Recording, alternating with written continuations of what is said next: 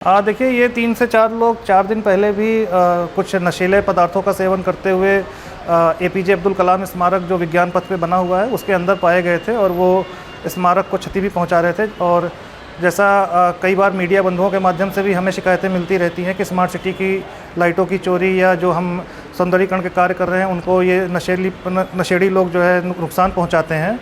तो उसी क्रम में जब वहाँ पे हमारे स्टाफ के द्वारा पूछताछ की गई तो ये कोई संतोषजनक जवाब नहीं दे पाए थे और उन्हें डांट फटकार के वहाँ से भगा दिया गया था। कल जैसा स्टाफ के द्वारा बताया गया कि इनके द्वारा गेट पर आके जो भी संबंधित होमगार्ड थे उनसे बदतमीजी भी की गई थी और उसके 3 घंटे बाद ये पुनः स्मार्ट सिटी परिसर में संदिग्ध रूप से घूमते हुए पाए गए थे।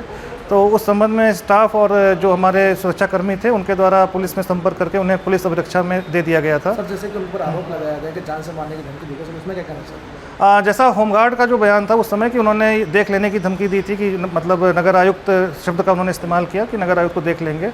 तो उस चीज़ को जो मेरे संज्ञान में जब लाया गया तो मैंने पुलिस अभिरक्षा में उनको सौंपने के लिए बोल दिया गया था कि आप जो भी होमगार्ड थे उनके बयान के आधार पर उन्हें दे दिया जाए और ये संबंधित चीज़ें जो स्टाफ था वो उसके बयानों के आधार पर कार्रवाई की जा रही है। सर, ये लोग कहाँ के रहने वाले, कुछ जानकारी हुई कि आपको कहाँ? जो प्रथम दृष्टया पता चला था वो शायद एक व्यक्ति उसमें यहीं मुरादाबाद का रहने वाला था, 2 शायद उसमें संभल के रहने वाले हैं और बाकी जो जांच है वो पुलिस कर रही है। अधिकारी हैं, उनके सुरक्षाकर्मी हैं, उन्होंने कई तरह के एलिगेशन लगाए, किस तरह के आरोप थे, क्या सामने आया?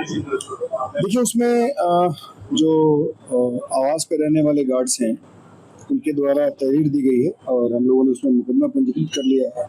उसमें जो भी एलिगेशंस जो कंटेंट्स हैं एफआईआर के उसके हिसाब से हम लोगों ने उपयुक्त धाराओं में अभियोग पंजीकृत किया है और इसकी गहराई से छानबीन कर रहे हैं।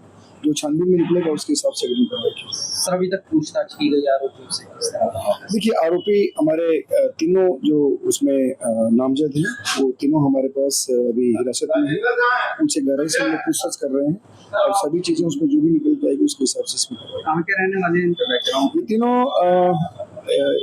असमौली जो जनपद संभल का पार्ट है वही के आसपास के रहने वाले हैं और यहाँ पे कहीं कहीं काम करते हैं, मिठाई की दुकान में काम करने वाला है और एक कहीं किसी वुड की फैक्ट्री में काम करता है। इस तरह से अलग अलग काम करते हैं मजदूर किस्म के। सर, क्रिमिनल बैकग्राउंड कुछ इनका पाया गया है? अभी तक क्रिमिनल बैकग्राउंड नहीं मिला है लेकिन हम इसे छानबीन कर रहे हैं। अभी गहराई से इस चीज़ को सारी चीज़ें निकल के आएंगी, उसके हिसाब से फिर आपको अपडेट किया। और सीसीटीवी भी निगम की तरफ से प्रोवाइड कराया गया था। सर, उसमें कुछ इस तरह की एक्टिविटी लग नहीं रही है कि आपके लोग नहीं, एक फुटेज अभी मिला है लेकिन हम लोग अभी बहुत सारे एंगल से इसको देख रहे हैं।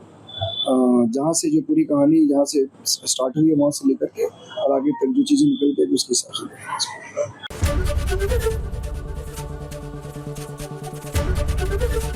एबीपी गंगा, खबर आपकी, जुबान आपकी।